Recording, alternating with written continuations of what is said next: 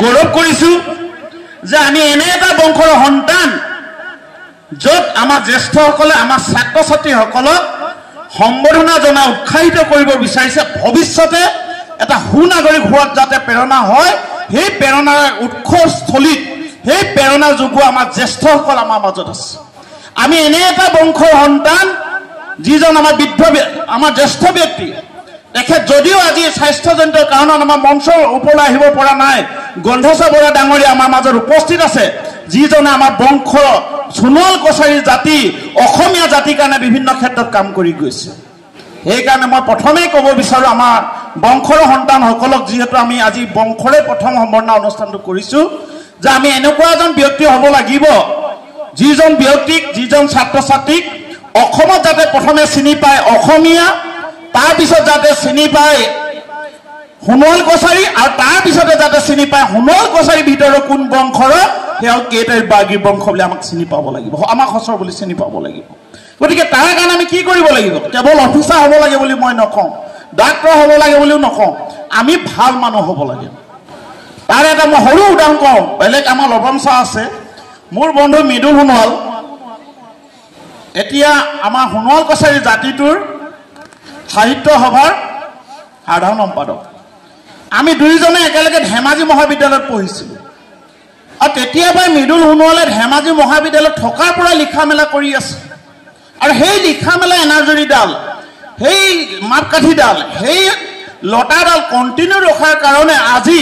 ধেমাজি মহাবিদ্যালয় এজন ছাত্ৰই আহি আমাৰ সোণোৱাল কছাৰী জাতীয় সাহিত্য সভাৰ সাধাৰণ সম্পাদক হৈছে কেৱল ডক্টৰ ইঞ্জিনিয়াৰ হ'ব লাগে বুলি আমি নকওঁ আমি আমাৰ সমাজত চিনি পোৱা ব্যক্তি হ'ব লাগিব আমি সমাজত আমি ভাল কাম কৰিব লাগিব তাৰ বাবে কেৱল ছাত্ৰ ছাত্ৰীসকলক আমি ধৰি থাকিলে নহ'ব তাৰ বাবে প্ৰথম লাগিব ঘৰ মাকৰ মুখৰ কথাখিনি মাকে ঘৰত কেনেদৰে কথা কৈ আছে মাকে কেনেদৰে ৰাতিপুৱা উঠাৰ পৰা গধূলালৈকে কি আচৰণে ল'ৰা ছোৱালীক ঘৰত পোহপাল দি আছে এইটো লাগিব মই বেলেগৰ কথা নকওঁ মোৰ নিজৰ জীৱনৰ কথা কওঁ মোৰ মায়ে লিখা পঢ়া নাজানে যেতিয়া আমি হাইস্কুলত পঢ়িছোঁ তেতিয়ালৈকে মোৰ মায়ে টিপচহি মাৰে আমি প্ৰথম মা ক খ শিকাই ল'লোঁ ইংৰাজী শিকাই ল'লোঁ মায়ে ইংৰাজীত নাম লিখিব পাৰে আৰু অলপ পঢ়িব পৰাও কৰি দিলোঁ আৰু অসমীয়া লিখিব পৰা অলপ পঢ়িব পৰাও কৰি দিলোঁ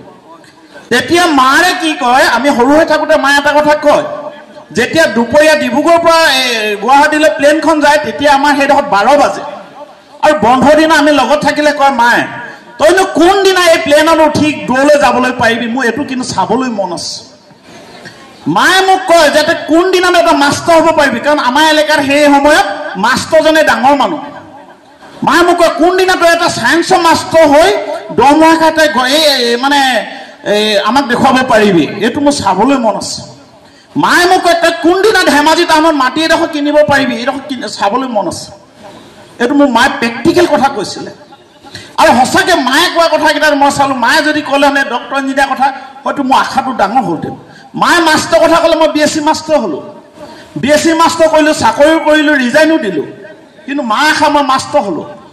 মা আশা মানে মই প্লেনত এতিয়ালৈকে দিল্লীত মই হিচাপ কৰিছোঁ আজি অন্ততঃ মোৰ 30 বাৰ ওপৰত হৈছে দিল্লী অহা যোৱা প্লেনতো উঠিলোঁ আৰু ধেমাজি টাউনতো মই মাটি এডোখৰ কিনিলোঁ এইটো কাৰণে মই কৈছোঁ মোৰ ঘৰৰ কথাটো অন্ততঃ মাকে ঘৰত যিষাৰ কথা ক'ব ল'ৰা ছোৱালী বিবেকত তাক ক্ৰিয়া প্ৰতিক্ৰিয়া দুইটাই থাকে গতিকে মই দেখা পাইছোঁ আমি এইটো কাৰণে কৈছোঁ মই ঘৰৰ মানুহ কাৰণে আমি সকলোকে কৈছোঁ আমি দেখা পাওঁ কিছুমানৰ মাহঁতে কি কৰে ল'ৰাটো কাষতে থাকে মই ঘৰত নাই নহয় মই এতিয়া ওলাই আহিলোঁ কিন্তু ল'ৰাটো কাষতে আছে ল'ৰাটো শুনি আছে মোৰ মায়ে যে মিছা কথা কৈ আছে কাইলৈ আমি ল'ৰাটোক গালি পাৰিলে নহ'ব তুমি কিয় মিছা কথা কোৱা মিছা কথা ক'বলৈ ল'ৰাটোক মাকে শিকালে ফোনটো যে আছে এই ঘৰত নাই বুলি কৈ দিয়ে সেইটো মাকে কৈ আছে মিছা কথা গতিকে মই এটা অনুৰোধ কৰিছোঁ আমাৰ সকলো ৰাইজে আমি ল'ৰা ছোৱালীক ডাঙৰ কৰিবলৈ হ'লে প্ৰথম আমি কিন্তু ভিটামিনটো ঘৰৰ পৰাই দিব লাগিব মাকে দিব লাগিব দেউতাকে দিব লাগিব বাবুল সোণোৱালৰ ভাষণৰ কিয়দাংশ আপোনালোকক শুনালোঁ আপোনালোকে ভাল পাইছে বুলি ভাবিছোঁ আৰু যদি ভাল পাইছে ভিডিঅ'টো শ্বেয়াৰ কৰিবলৈ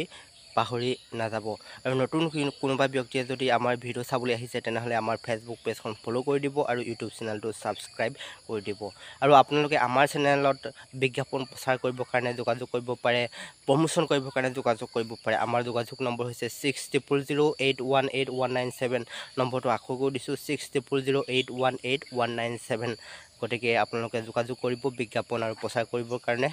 প্ৰমোশ্যন কৰিবৰ কাৰণে আমি খুব কম মূল্যত আমি কৰি দিম আৰু ভিডিঅ'টো ইমানতে আজিলৈ সমাপ্ত কৰিছোঁ।